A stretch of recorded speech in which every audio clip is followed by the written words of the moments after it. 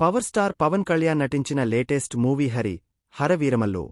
గత 5 ఏళ్లుగా షూటింగ్ జరుపుకున్న ఈ సినిమా ఇప్పుడు ఎట్టకేలకు థియేటర్లలో సందడి చేస్తుంది. జ్యోతికృష్ణ దర్శకత్వం వహించిన ఈ సినిమా గురువారం జూలై 24న ప్రపంచవ్యాప్తంగా విడుదలైంది. ఈ సినిమాకు ముందే భారీ అంచనాలు నెలకొన్నాయి. బ్రో సినిమా తర్వాత పవన్ కళ్యాణ్ నటించిన లేటెస్ట్ మూవీ హరవీరమల్లు. ఆంధ్రప్రదేశ్ ఉప ముఖ్యమంత్రిగా బాధ్యతలు చేపట్టిన తర్వాత పవన్ కళ్యాణ్ నటించిన తొలి చిత్రం ఇదే.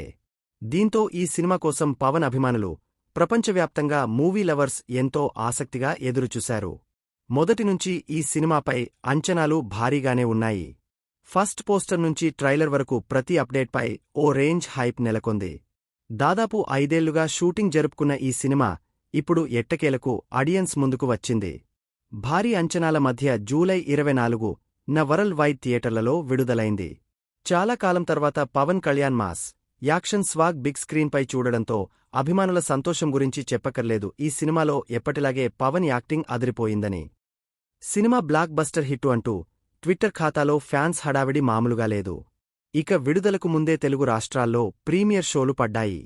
ప్రీమియర్స్తో పాటు ఓపెనింగ్ డే గురువారం భారీ స్థాయిలో థియేటర్లు ఫుల్ అయ్యాయి. ఈ సినిమాకు భారీగా హైప్ ఉండడంతో ప్రీమియర్ షోతో పాటు opening day benefit show, morning show, matinee house full షోలతో రన్ అవుతుంది.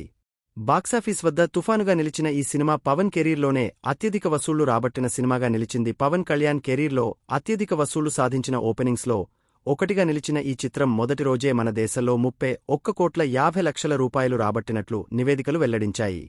ప్రీమియర్ షోల ద్వారా 12.7 కోట్ల రూపాయలు వసూలు చేసి మొత్తం 43.8 కోట్ల రూపాయలు రాబట్టినట్లు సమాచారం.